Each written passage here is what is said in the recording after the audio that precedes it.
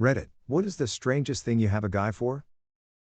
When I was a waiter in downtown Phoenix 20 years ago, I had a street person on retainer. Parking was difficult for lunch shift. Our restaurant wouldn't validate employees' parking, so we had to use the meters on the street. Since the meters had a 2-hour limit, you needed to park close enough to be able to run down and feed them in the middle of the lunch rush. Spaces were very limited. One day, soon after starting, I passed the same bum for the third night in a row panhandling. He wasn't at all vocal, just tried doing funny dances and making people smile. Then he'd tell you to have a nice night, never outright asked for anything and was never rude or aggressive. I gave him a couple bucks a few nights in a row, and started to notice him during the day too once we became familiar. The first time I saw him after pulling in for a lunch shift, I gave him a handful of change from my coin cup in the console and told him if he fed my meter with it all day I'd throw him some cash again after my shift. Found out then that his name was Mike. 2 hours later it's noon 30 and the crew is dashing down to feed their meters, or asking whomever is going down to do it for them. I gave someone a couple of quarters and asked them to check on mine while they were at it, just in case. They were back in 5 minutes reporting that my car was good.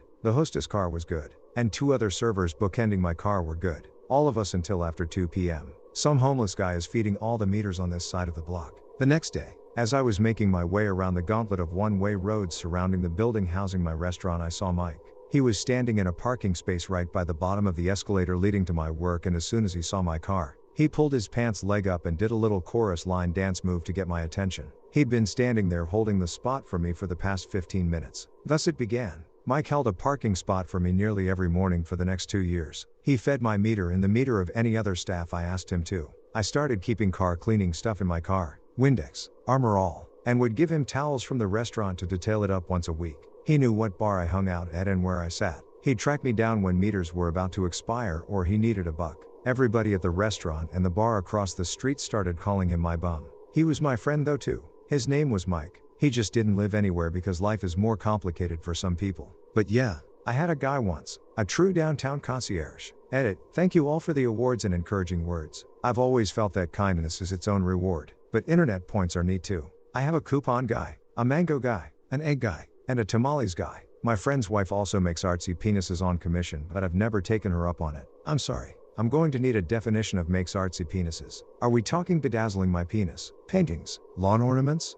I can absolutely see all of these being options, but the mind spins on the hilarity of all of them. And isn't a coupon guy just your newspaper delivery person? I have a mushroom guy. Not like psychedelic mushrooms, but some rare high quality food grade mushrooms. I used to have a guy for burying horses. Seriously, though, you need a good one. I've got a pineapple guy. Gets me the good stuff. Variously called the sugarloaf pineapple, white pineapple, Kona sugarloaf, Kona white, honey cream, etc. It's a pineapple that is sweeter and, crucially, has significantly lower acidity, so it doesn't hurt your mouth or tongue if you eat too much of it. It's good to have a pineapple guy. Edit, for those of you asking how to get your own pineapple guy, you gotta know a guy. And for those who DM'd asking how my guy gets his pineapple, I don't ask and he doesn't tell. That's the whole point of having a guy. I give him money and he gives me the pineapple. No questions asked. Edit 2, yes, I'm seriously talking about pineapple fruit, not weed. Now that weed is legal, does anybody actually need a weed guy anymore? And I thought me having an apple guy would be exotic. I have a guy who deals in old apple varieties. Want a special tree?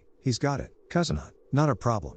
Felipe's apple, yes. Northern Spy, of course. We are planting a rather big orchard and I love listening to him extolling the virtues of historic apple varieties. The old varieties are healthier. They contain more polyphenols, which are apparently the reason why these apples are particularly good for people with food allergies. They are often better adapted to soil and weather in our region.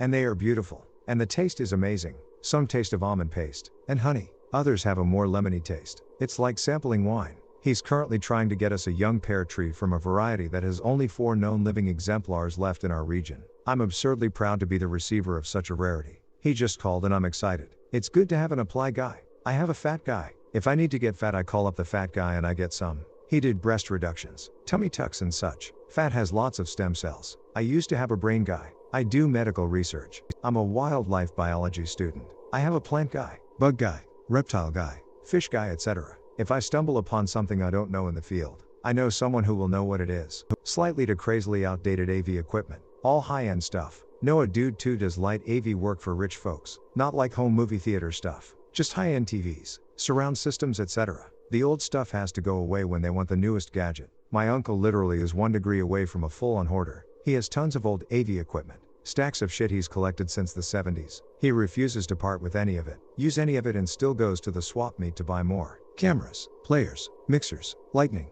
horse semen. Family all own horse ranches and breed. And once at a convention overheard a woman sad she could not find a decent paint male to breed her mare to. I stepped up and shared my connection. Edit, paint male, paint.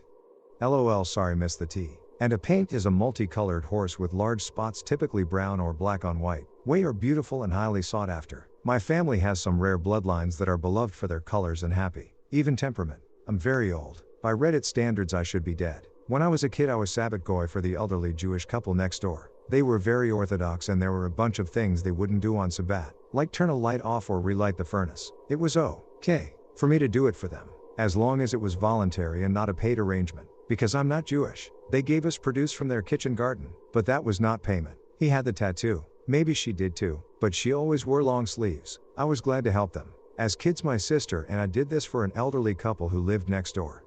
They'd call over the fence and ask if they needed something. We were outside like 90% of the day playing anyway. No money changed hands, but they'd regularly call us over to eat some of their delicious food. Pretty sure we made out like bandits on that deal. Occasional 2 minutes of work for random infusions of the best fucking soups I've ever eaten. Yes please. I actually didn't put the religious element together until many years later. It was a poor neighborhood but people helped each other out. It was very common for kids to be sent over to a neighbor's to help with something or to bring by some mom says we made too much casserole. Can you help us get through it? Gifts, reciprocity, not money made the neighborhood function.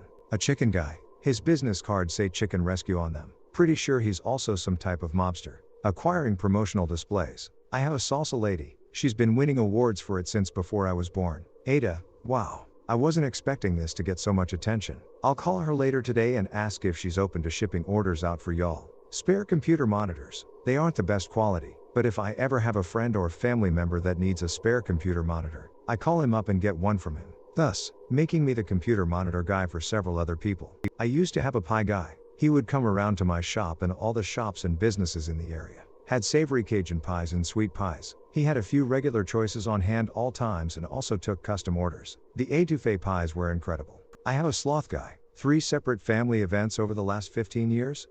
I've called my guy and he's brought a sloth to the party. Edited to reassure people he runs a USDA certified wild animal rescue and has his sloth for close to 20 years. He takes extraordinary care of all of his animals. The sloth is not a performing animal no one gets to approach, handle, or pet it. He simply brings it for a short period of time so that people can see it. And he discusses its life, behavior, and care. He does phenomenal work to protect and preserve wildlife. Many of his animals came to him after being purchased by people who wanted an exotic pet they quickly realized they could not care for. I have a guy who will spray psychedelic mushroom spores on your property for you. He won't sell you mushrooms, or give you spores to place yourself, but he will come out to your property and find areas they will naturally grow at and inoculate the area. I have a guy who will diagnose my weird ailments even if he sees planting pumpkins, or cleaning out a chicken coop, or nursing injured birds back to health. I've even sent him pictures at 4 a.m. of the horrible conjunctivitis that I developed over a 12-hour period.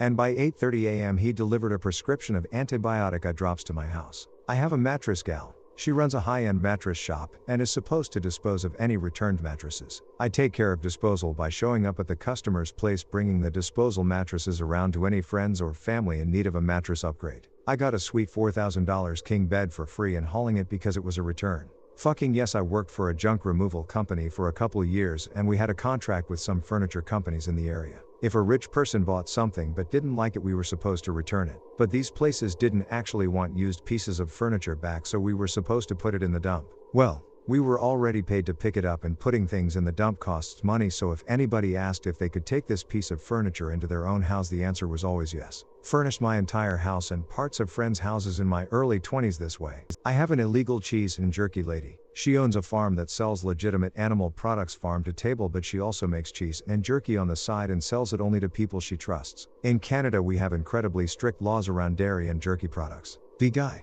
If you need a hive removed, he is the guy to call to safely and humanely remove the bees without killing them. I have a guy that will fuck your life up. Feel free to ask for his number. I've got a clam guy. He gets fresh clams in the morning, then walks around town with a cooler on a cart and sells them door to door. I got him business cards for Christmas one year and he made me write Clam Master on them. He's a character. Edit to add some more info, he does deliver door to door. He'll sometimes sell the majority of his haul to a seafood restaurant near me, but he'll usually hold back a few dozen for me. First time I met him probably 7 or 8 years ago, he was carrying clams in a 5-gallon bucket walking my block. He asked if I wanted to buy some clams and I said yes, and we've been friends ever since. He later started coming around with a big cooler on a cart and even had a moped with a tiny trailer for a little while. He doesn't deliver on demand, but he reliably comes by once or twice a week during clam season. Always fresh caught that morning. I work in the props department in film and television. What do you want? I'll get it. Edit, I'm not a props dealer. I don't sell my stuff. I am the bird feeder guy for a very wealthy man. When Hess on vacation, I will go in the morning to fill up the feeders and at night take them down. Edit, since a lot of people are asking, we take them down at night because of the raccoons and skunks. My uncle has a criminal history, now owns a car business, but still in contact with old friends. He once told me, if I need something, he knows people I don't want to note it. Yes guys, Hess my guy. I have a guy who knows how to shake vending machines in just the right way. Edit, most schools bolt the machines to the floor, but I have a sneaking suspicion the faculty are putting this off so they can get snacks too. I've literally caught the coaches stealing honey buns. I have a guy that will bring me a free bounce house rental upon request, and then leaves it at my house until someone else rents it out. So it's a party for days. We've had racing obstacle courses, a joust, and many others. A guy that I buy seasoned chicken wings from. He runs a shawarma shop and he makes wings with the same spices. Holy smokes, are they good.